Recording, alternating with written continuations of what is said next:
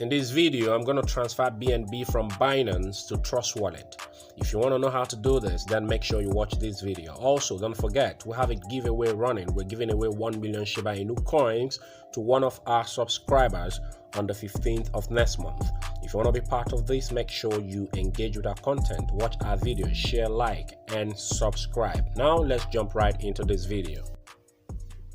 So you go to your Binance mobile app, and on your Binance mobile app, you go to where it says spot up there. You click that. It's gonna show you the coins you have in there. So you click BNB, okay, and it shows you this. So you click the withdraw button there.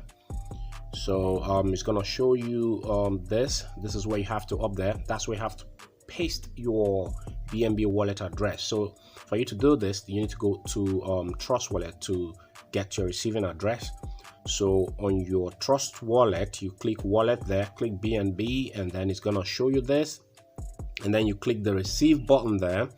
It's gonna show you the receiving address. You copy it, and then you go back to your Binance mobile app, and then you paste it up there and click the max button. That's if you're withdrawing all, and then you click the withdraw button, and then you are going to see this on the screen. It's going to ask you to fill in the memo, a kind of reminder reminding you to fill the memo. Okay, at the time of filming this video, you don't have to fill in any memo, so you just click that and then confirm the transaction. Okay, and that's it.